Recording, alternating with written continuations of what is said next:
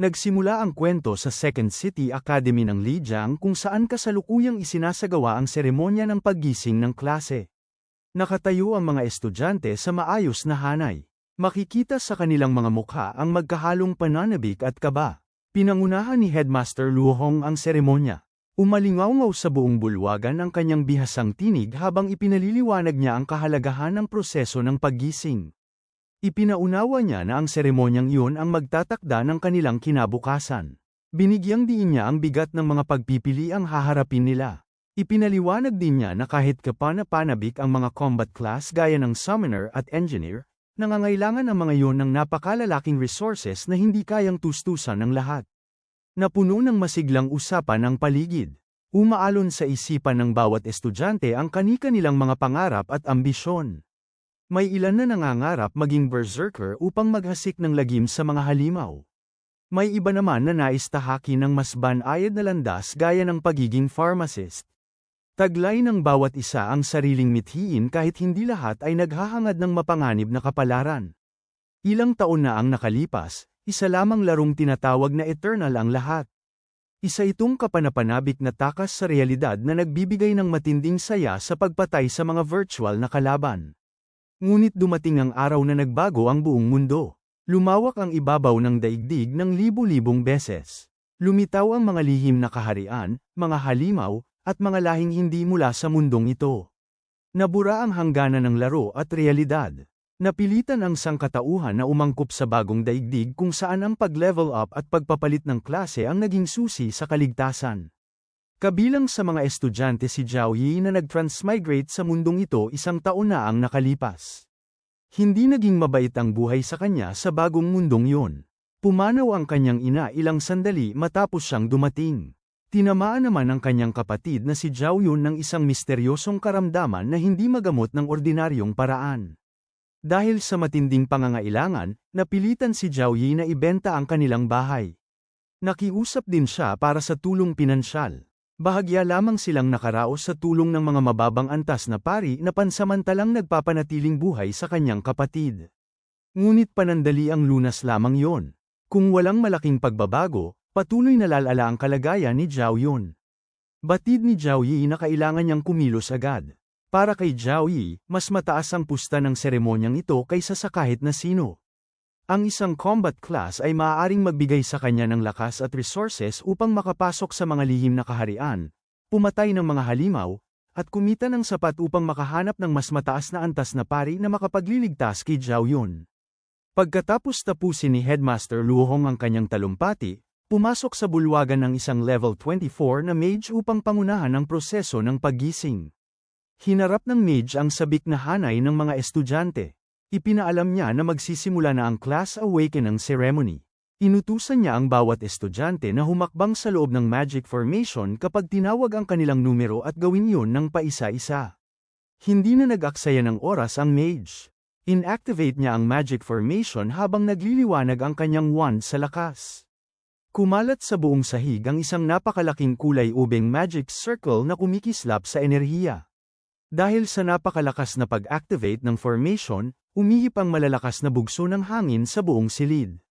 Naging mahirap para sa mga estudyante na manatiling nakatayo ng maayos. Habang pilit nilang nilalabanan ang puwersa ng hangin, iisa ang pumasok sa kanilang mga isip.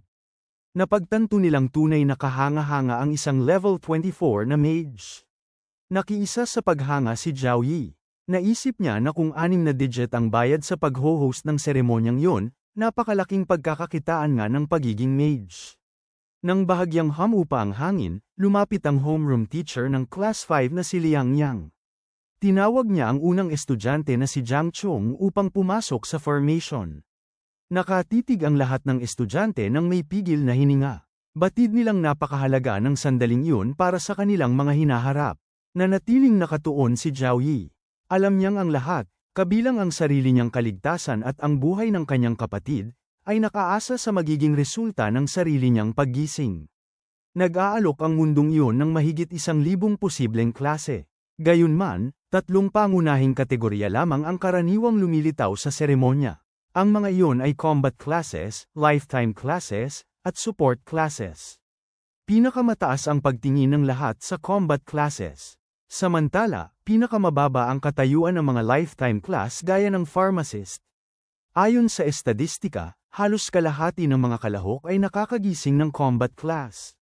Kadalasan namang itinuturing na pinakamahusay na pagpipilian ang enchanter pagdating sa potensyal. Ngunit sa kabila ng mga bilang na yun, nananatiling hindi tiyak ang lahat. May ilang estudyante ang nagtatagumpay at nakakakuha ng kahanga-hangang combat class. May iba naman na umaalis na may kapalit na matinding pagkadismaya. Sa tuwing papasok ang isang estudyante sa Magic Formation, 3 kumikislap na card ang lumilitaw sa loob ng bilog. Nakalagay sa mga card na yon ang mga label gaya ng Pharmacist, Enchanter, at Decomposer. Ipinapakita ng mga ito ang potensyal ng paggising ng isang tao. Kumikinang ang mga card at kung minsan ay nagbabago ayon sa natatanging katangian at compatibility ng estudyante. Lubhang nakakaigting ang prosesong yun. Kitang-kita ang bigat ng pagkadismaya sa mga hindi nakakuha ng combat class na inaasam nila. Sa wakas ay dumating ang turno ni Zhao Yi. Tinawag ang numero niyang 30. Humakbang siya pasulong habang mabigat ang kanyang isip sa lahat ng painang dinadala niya. Biglang sumiklab sa sigawan ang kanyang mga kaklase. Ipinahayag nila ang kanilang suporta sa class representative ng kanilang seksyon. Kilala si Zhao Yi sa napakahusay niyang akademikong performance at sa personal niyang stats na lagpas sa karaniwan. Dahil dito, marami ang naniniwalang mataas ang posibilidad na makakakuha siya ng kanais-nais na klase. Ngunit gaya ng alam ng lahat, kakaunti lamang ang silbi ng akademikong tagumpay pagdating sa class awakening. Mas malaki pa rin ang papel ng swerte at kapalaran. Sa gitna nito, nagsimula ang pag-uusap ng mga guro. Lumapit si Tang Tianjun, ang homeroom teacher ng Class 6, kay Liang Yang habang may mapagmataas na ngiti sa mukha. Nagtanong siya tungkol sa lagay ng klase ni Liang Yang at kung ilan na ang nakagising ng combat class. Sinagot siya ni Liang Yang na 16 na ang bilang. Agad nang umisi si Tang Tianjun. Ipinagmalaki niya na 21 sa kanyang mga estudyante ang nakagising ng combat class at kabilang pa rito ang isang bihirang klase. Idinagdag niya na malinaw nang lamang ang kanilang seksyon para sa taunang pagsusulit. Humigpit ang panga ni Liang Yang at sumilay sa kanyang mga mata ang pagkainis. Bago pa siya makasagot, itinuro ni Tang Tianjun si Zhao Yi na nakatigil lamang. Napansin niya na hindi pa ito pumapasok sa formation. Dahil dito, napalingon ang lahat kay Zhao Yi na nakatayo nang hindi gumagalaw sa labas mismo ng bilog. Mas lalo pang bumigat ang tensyon sa silid. Kumalat ang mga bulungan at haka-haka sa paligid. Nagsimulang magduda ang marami sa dahilan kung bakit hindi siya kumikilos. Iniisip ng ilan na baka dala lamang iyon ng kaba. Nakatayo si Zhao Yi ng tahimik sa loob ng magic circle habang umiikot ang hangin sa paligid niya. Biglang nagsimulang magliwanag ang kwintas na nakasabit sa kanyang leeg sa isang matinding gininto ang liwanag. Namangha at nalito si Zhao Yi kaya napadilat siya at tinitigan ng kwintas nang hindi makapaniwala. Patuloy na tumingkad ang gininto ang liwanag. Lalong lumakas ang kislap nito sa bawat segundo hanggang sa isang system interface ang biglang lumitaw sa kanyang harapan kasama ang sunod-sunod na abiso.